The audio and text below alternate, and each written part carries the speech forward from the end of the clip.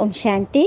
आज प्यारे मीठे भगवान की अव्यक्त मीठी मुरली मंथन की डेट है 9 अगस्त 2020। तो मीठे मीठे बाबा अपने बच्चों से कह रहे हैं, आज जो विशेष टाइटल देते हैं बाबा, सर्वश्रेष्ठ रचना का फाउंडेशन स्नेह। भगवान ने आज स्नेह पर बहुत सुंदर वाणी चलाई है। तो आज बाप दादा अपनी श्रेष्ठ आत्माओं की रचना को देख हर्षित हो रहे हैं। यह श्रेष्ठ व नई रचना सारे विश्व में सर्वश्रेष्ठ है और अति प्रिय है, क्योंकि पवित्र आत्माओं की रचना है ना। भगवान यहाँ क्या कर रहे हैं? पवित्रता ही तो धारण करा रहे हैं ना, पवित्र आत्मा बना रहे हैं। और पवित्र आत्मा होने के कारण अभी भगवान को प्रिय हो और अपने राज्य में सर्व के प्रिय होंगे। कितनी सुंदर बात है। अभी संगम पर हम ईश्वर के प्रिय हैं और फिर सतयुग में सर्व के प्रिय बनेंगे। द्वापर में भक्तों के प्रिय देव आत्माएं बनेंगे। इस समय ही परमात्म प्रिय ब्राह्मण आत्माएं। कितनी सुंदर बात है। और सतयुग त्रेता में होंगे राज अधिकारी परम श्रेष्ठ देवी देवता है। तीनों में से तुम श्रेष्ठ हो। इस समय परमात्म प्रिय ब्राह्मण सो फरिश्ता आत्मा है। बाबा कह रहे कि अभी से तुम प्रिय बनना शुरू हो गए। अभी भगवान के प्रिय, सतयुग में फिर देवी देवताओं के प्रिय और फिर द्वापर में भक्त आत्माओं के प्रिय। कितनी सुंदर बात है। देख रहे हो ना, इस लास्ट जन्म तक भी आप श्रेष्ठ आत्माओं का भक्त लोग कितना आह्वान कर रहे हैं, कितना प्यार से पुकार रहे हैं। हाँ, तो यह नशा तो है ना कि हम ही वो पूज्य आत्माएं हैं। सेवा के लिए चारों ओर विश्व में अभी बिखर गए थे। फिर आगे बाबा बोल रहे हैं कि आप सब पिता के बने हो, तो आप सबका फाउंडेशन क्या रहा? पिता का स्नेह, परिवार का स्नेह, दिल का स्नेह, निस्वार्थ स्नेह। इसीलिए तो श्रेष्ठ आत्मा बनते हो। तो सेवा का पहला सफलता का स्वरूप हुआ स्नेह। जब स्नेह में पिता के बन जाते हो तो फिर कोई भी ज्ञान की पॉइंट सहज स्पष्ट हो जाती है। जो स्नेह में नहीं आता वह सिर्फ ज्ञान को धारण कर आगे बढ़ने में समय भी लेता है, मेहनत भी करता, क्योंकि उनकी वृत्ति क्यों, क्या, कैसे, ऐसे वैसे में ज़्यादा चलती रहती है। बहुत सुंदर बात है। जो स्नेही होंगे ना, वो हर एक आत्मा के प्रति क्यों, क्या, ऐसे वैसे में रहेंगे, तो उन्हें आगे बढ़ने में बहुत मेहनत लगेगी।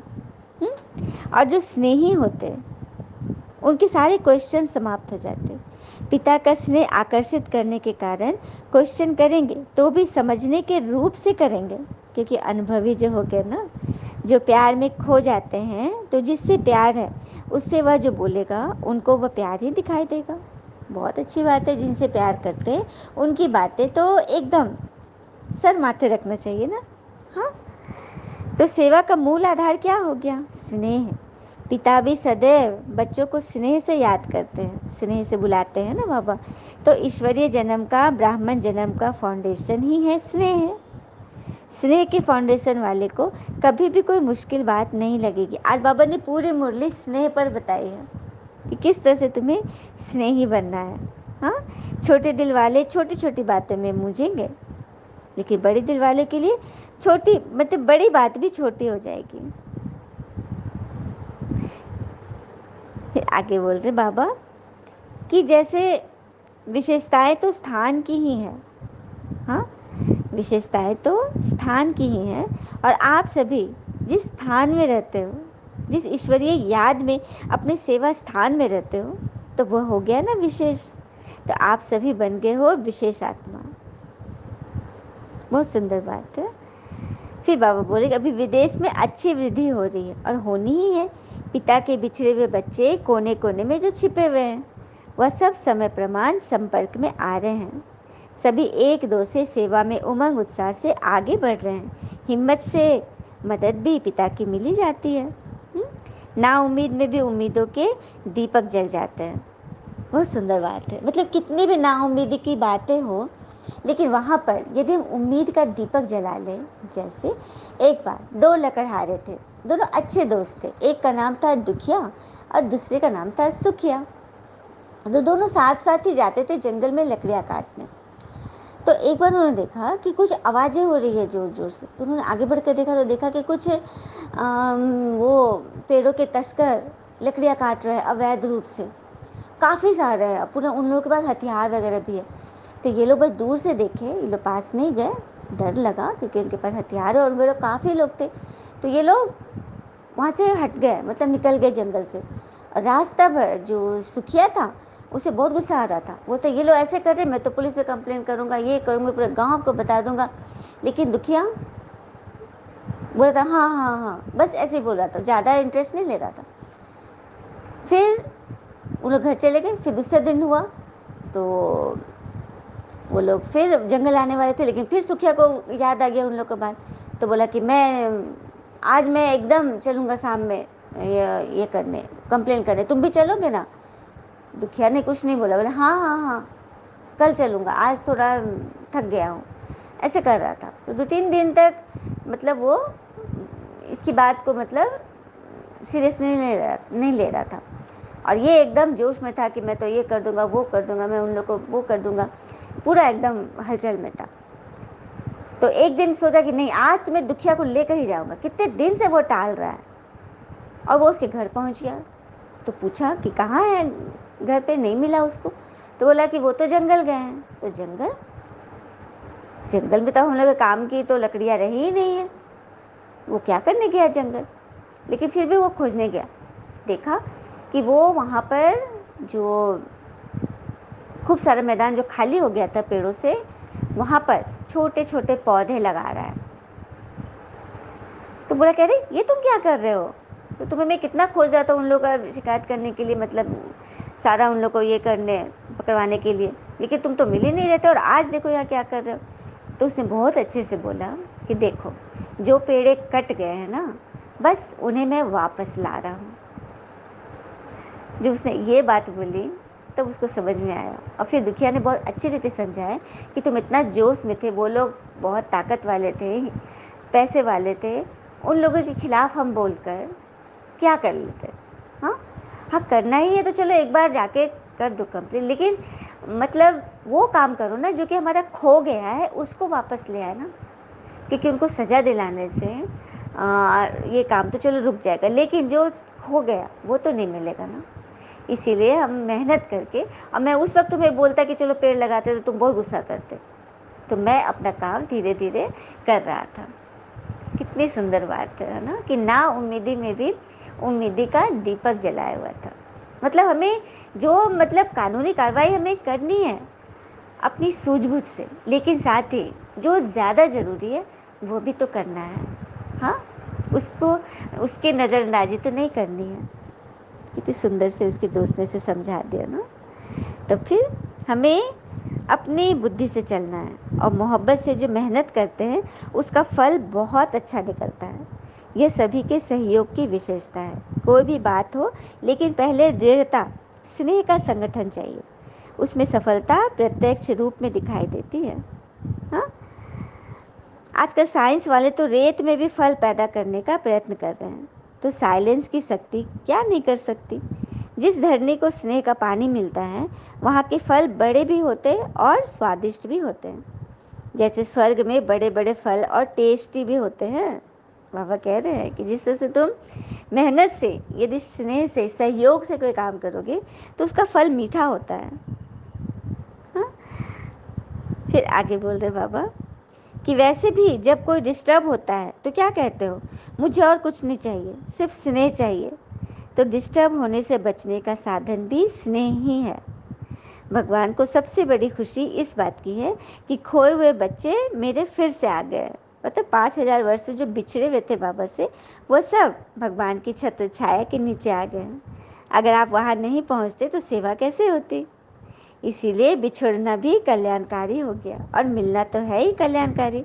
अपने अपने स्थान पर सभी अच्छे से उमंग उत्साह से बढ़ रहे हैं। बाबा सबकी बड़ाई कर रहे हैं कि आप सब आवाज़ फैलाने का साधन को यूज़ कर रहे हो। एक एक बच्चे अपनी सेवा में एकदम मगन हैं और बहुत अच्छे से सेवा कर रहे हैं।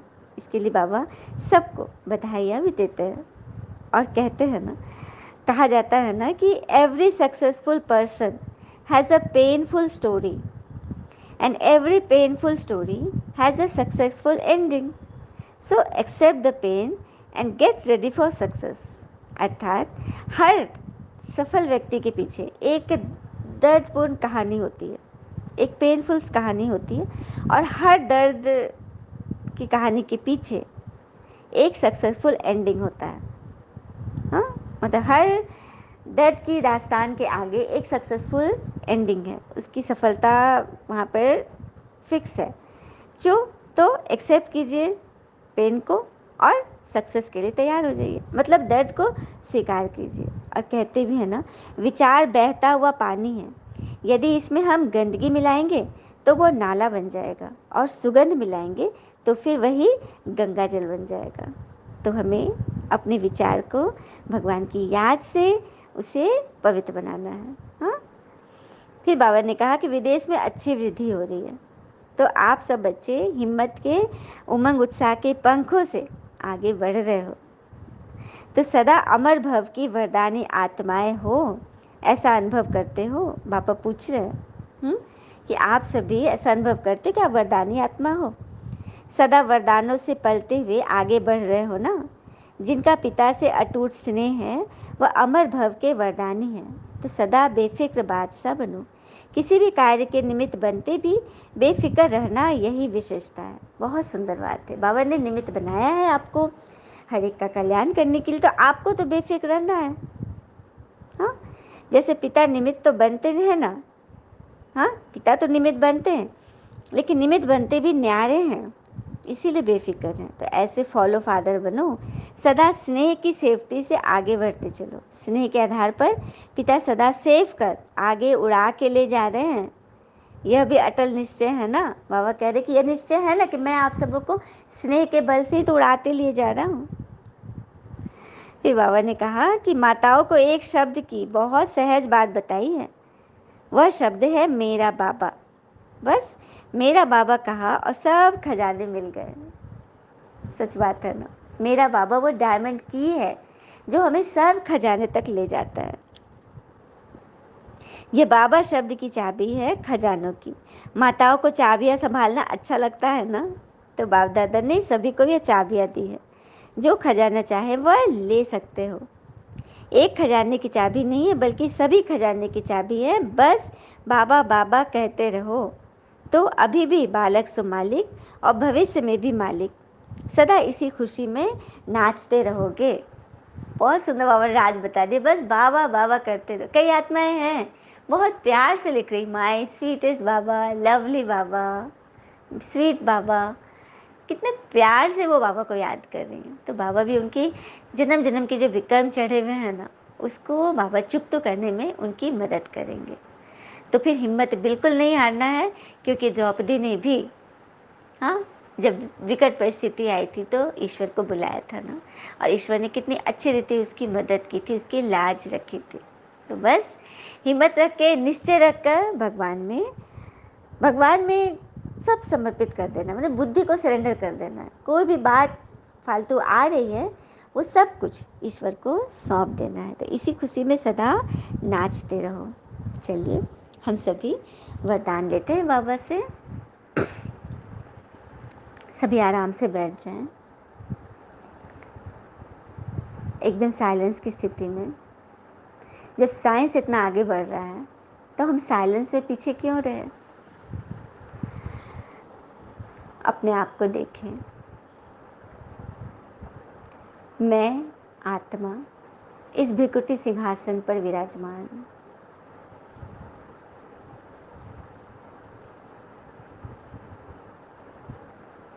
एक अनंत ज्योति हूँ। मेरा प्रकाश कभी खत्म नहीं होता। हाँ, टिमटिमाता जरूर है जब ज्ञान की बातें नहीं है, हम व्यर्थ में जा रहे हैं, माया के संग रह रहे, तो हमारी लौ टिमटिमाने लगती है। तभी तो बाबा आकर अपने ज्ञान के घी से इसको रोशन कर रहे हैं। रोज रोज ज्ञान का घृत पड़ रहा है इस मिट्टी के दिए में। ये शरीर मिट्टी और उसमें आत्मा ज्योति जग रही है, और भगवान ज्ञान का घी डाल रहे हैं। तो उस लौ को कौन बुझाएगा, जिसको रोशन खुदा कर रहा है ना। बड़ी बात। तो बाबा का दिल से शुक्रिया अदा कीजिए। जब भी मन एकांत में रहे, 10 की याद में भी हम एकांत में रह सकते हैं। मन बुद्धि से बस सब बात सुनते देखते भी हम परम धाम में रहें, ईश्वर से कनेक्ट रहें। तो भगवान की जिम्मेवारी हो गई ना कि हमारे हर प्रॉब्लम को वो दूर करते चले, हमें रास्ता बताए कि किस तरह से हमें उसमें चलना है। हाँ, और ध्यान की मुद्रा में हम डेल्टा फॉर्म तक पहुँच जाए, एकदम निष्प्राण बन जाए, कोई संकल्प विकल्प नहीं, कोई बातें नहीं, कुछ भी हलचल नहीं, एक ईश्वर के सिवाय हमारे मन में कुछ भी नहीं रहे। निश्चय की अखंड रेखा द्वारा नंबर 1 भाग्य बनाने वाले विजय के तिलकधारी भव। निश्चय की अखंड रेखा द्वारा नंबर 1 भाग्य बनाने वाले विजय के तिलकधारी भव। तो जो निश्चय बुद्धि बच्चे हैं वह कभी कैसे व ऐसे के विस्तार में नहीं जाते। उनके निश्चय की अटूट रेखा अन्य आत्माओं को भी स्पष्ट दिखाई देती है। उनके निश्चय की रेखा की लाइन बीच बीच में खंडित नहीं होती। बाबा अपने निमित्त बच्चों को कह रहे हैं कि उनकी रेखा की लाइन खंडित नहीं होनी चाहिए, बीच बीच में वो शांति का दान स्वयं को करें और आत्माओं को भी करें। ऐसी रेखा वाले के मस्तक में अर्थात स्मृति में सदा विजय का तिलक लगा रहेगा। वे जन्मते ही सेवा के जिम्मेवारी के ताजधारी होंगे। जैसे कृष्ण के बारे में लोग कहते हैं कि मुझे दुख बहुत है। श्री कृष्ण की कहानी तो सबको पता है, बचपन से उनके जीवन में क्या आया, दुख ही दुख आया। हाँ, तो जेल में पैदा लिए, माता पिता को बंदी बनाया गया, किस तरह से वो भाग करके मथुरा में आए और किस तरह से ग्वालों के संग मतलब अपने जीवन को एकदम साधारण तरह से उन्होंने बिताया। फिर कंस का अत्याचार, गांव में इतने ज़्यादा मतलब राक्षसों का आतंक, सब कुछ देखा श्री कृष्ण ने। लेकिन कभी उनके चेहरे पे हमने कुछ व्यर्थ भाव देखे, गलत भाव देखे? सदा हर्षित। तो कृष्ण जी से हमें बहुत कुछ सीखने को मिलता है। हम कभी अपने मुंह से न कहें कि हमारा तो बेड़ा गर्क है, हमारा तो कुछ भी नहीं हो सकता, है ना। जब भगवान साथ बैठे हैं तो फिर डरने की क्या बात है ना। स्लोगन है, बुद्धि रूपी कंप्यूटर में फुल स्टॉप की मात्रा आना, माना प्रसन्नचित रहना। बहुत सुंदर। बुद्धि हमारा कंप्यूटर है, तो उसमें हम जब फुल स्टॉप की मात्रा लगाते हैं तो मन प्रसन्नचित हो जाता है। किसी भी बात में हम क्यों, क्या, कैसे, ऐसे वैसे करेंगे ना, तो फिर वहाँ से हमारा मन फंसना शुरू हो जाता है, इन्वॉल्व होना शुरू हो जाता है, और फिर वो एक चक्रव्यूह में ऐसा फंसता है जबकि उसे बाहर निकलने का कोई रास्ता नहीं मालूम होता। तो फिर हमें उस चक्रव्यूह में जाना ही क्यों है? हमें रास्ता जब नहीं मालूम है। हाँ, अपना जीवन हमें बचाना है, क्योंकि इसी जीवन से तो हम भगवान की सर्विस कर सकते हैं और कर रहे हैं। इसीलिए किसी भी आत्मा के प्रति कोई बड़ाई नहीं, सिर्फ राम के प्रति अपनी सच्ची श्रद्धा अर्पण करनी है। अच्छा, ओम शांति। शुक्र है मीठे बाबा, वो बाबा के प्यारे प्यारे बच्चे। Thank you Baba. All is well always.